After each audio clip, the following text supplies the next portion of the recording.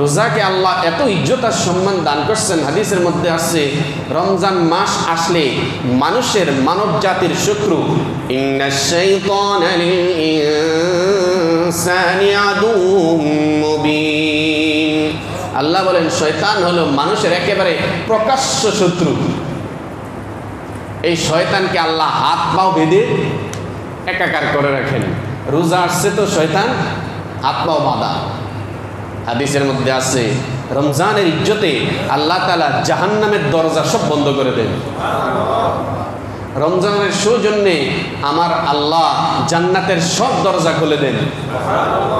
রমজানের ইজ্জত করে আল্লাহ কবরবাসীর আযাব বন্ধ করে দেন। এত দামি মাস এই রমজানুল মুবারক, রমজানের রোজা, আমাদেরকে রোজাগুলোকে হেফাজত করতে হবে। রোজা শুধু রাখলেই চলবে না, রোজার হেফাজত করতে হবে। সম্পদের মালিক হইলেই চলে না, সম্পদের হেফাজত করতে হয়। আপনি লক্ষ টাকার মালিক হইছেন, এই টাকা দিয়ে যদি আপনি মদ পান করেন, আপনি টাকার মালিক হইছেন ঠিকই, টাকা হেফাজত করতে পারলেন না। আল্লাহ আপনাকে টাকা দিছে, আপনি সিনেমা হল বানাইছেন। আল্লাহ আপনাকে টাকা দিছি ঠিকই, আপনি টাকার মালিক হইছেন, কিন্তু টাকাকে আপনি হেফাজত করতে পারলেন না। এই টাকা আপনার জাহান্নামের কারণ হবে। আপনি রমজানের রোজা রাখছেন, রোজাকে হেফাজত করতে হবে। এই কানের রোজা রাখতে হবে, চোখেরও রোজা রাখাইতে হবে, নাকেরও রোজা রাখাইতে হবে, জবানেরও রোজা রাখাইতে হবে। আমি রোজা আছি, আমি অনর্থক কোনো কথা বলবো না। আমি রোজা আছি, আমি কাউকে গালি দিব না। আমি রোজা আছি, আমি চোখ দিয়া মোবাইলের মধ্যে অশ্লীল কোনো দৃশ্য আমি দেখব না। আমি রোজা আছি, আমার কান খোলা, আমি এই রোজা রেখে গান বাজনা করব। আমি রোজা আছি, মানুষের গীবত করব না।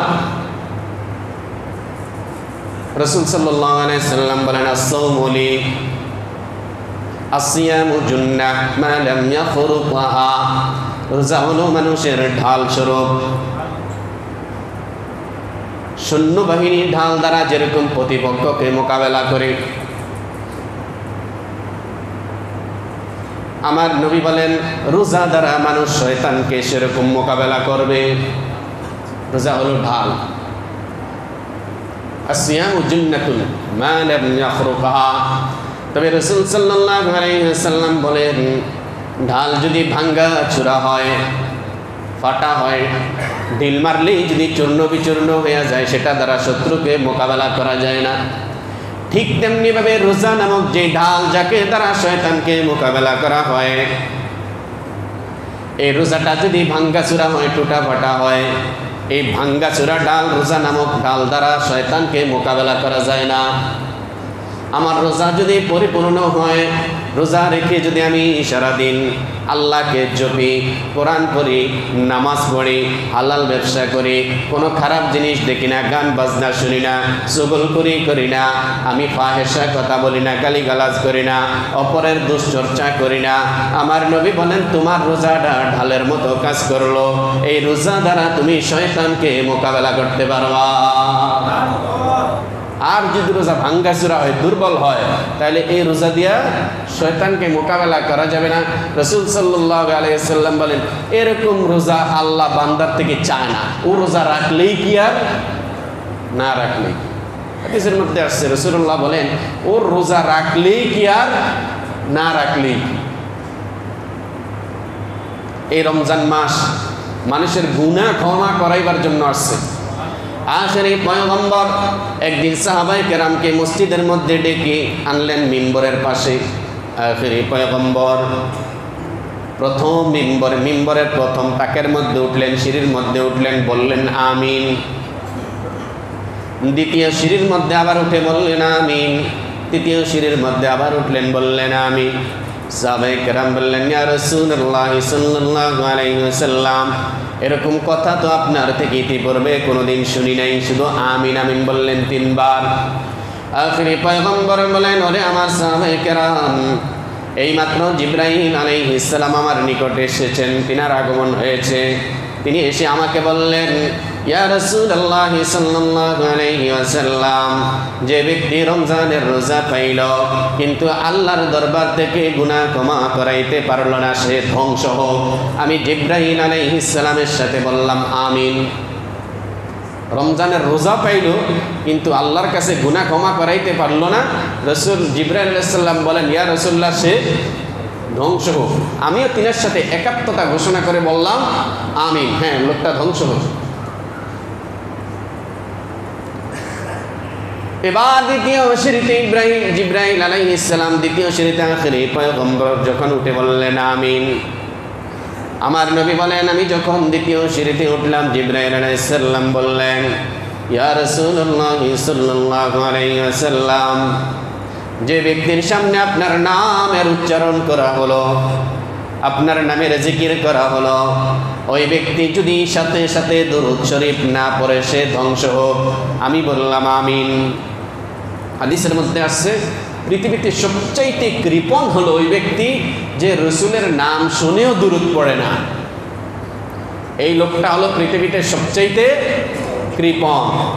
আরেক হাদিসের মধ্যে আছে, মান সাল্লা আলাইয়া আশরান ফি আউয়ালিন নাহার ওয়া আখিরিন নাহার নালাতহু শাফাআতি ইয়াউমাল কিয়ামাহ। আমার নবী বলেন, যে ব্যক্তি সকালে 10 বার দুরূদ শরীফ পড়বে, সন্ধ্যায় 10 বার দুরূদ শরীফ পড়বে, আমি আখিরি পয়গম্বরের উপর জরুরি হয়ে যায় তার জন্য হাসরের ময়দানে আল্লাহর কাছে সুপারিশ করা। এগুলা কি খুব জটিল আমল, বড় আমল, কোরআন খতমের মতো আমল, ছোট ছোট আমল। এবার আমি যখন তৃতীয় সিঁড়ির মধ্যে উঠলাম, জিবরাইল আলাইহিস সালাম বললেন, ও নবী, যে ব্যক্তি পিতা মাতাকে পাইল, আও ইহদাহুমা, অথবা উভয়ের একজনকে পাইল, কিন্তু সে জান্নাত নিতে পারলো না, ক্রয় করতে পারলো না, সে ধ্বংস হোক। আমি বললাম আমিন। অর্থাৎ পিতামাতার খেদমত করে নাই, পিতামাতার সাথে নাফরমানি করছে, পিতামাতার সন্তুষ্টি অর্জন করে নাই, আমার নবী বলেন এই লোক, জিবরাইল আলাইহিস সালাম বলেন এই লোক ধ্বংস হোক। রাসূলুল্লাহ তার সাথে একাত্মতা পোষণ করে বললেন আমিন। মা বাবা কত বড় নেয়ামত জানেন? হাদিস শরীফের মধ্যে আছে, পিতামাতার চেহারার দিকে যদি একটা নজর দেয়, কোন সন্তান যদি তার পিতামাতার চেহারার দিকে একটা নেকের নজর দেয়, সাথে সাথে আল্লাহ তার আমল নামায় একটা কবুল হজের সওয়াব দান করে। পিতামাতাকে ঘরের মধ্যে বসাইয়া খালি চাইতে থাকবেন, আরামে খাওয়াইবেন আর চাইতে থাকবেন যে আপনি বাইরে যাইবেন না। আপনি ঘরেই থাকবেন, আপনার কাজের দরকার নেই, আমি শুধু আপনাকে দেখব। প্রতি নজরে কবুল হজের সওয়াব। বাপমা মারা গেলে এই সওয়াব আর এক সওয়াব পাইতে আপনার 6 লাখ লাগবে। যাইয়া ওই দেশে হজ ফেরা, তারপর 6 লাখ খরচ করে তারপরে কবুল হয় না, না হয় আল্লাহই জানে। আর বাপমা আছে, নজর দিবেন তো এক নজরেই আপনার 6 লাখের সওয়াব।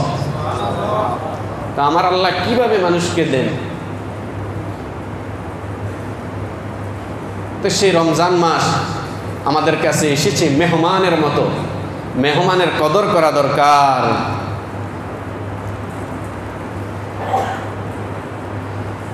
আল্লাহ পাক রব্বুল আলামিন আমাদেরকে পবিত্র রমজান মাসের রোজাগুলো সুন্দরভাবে রোজার বিধান সহকারে হক আদায় করে রাখার তৌফিক দান করুন।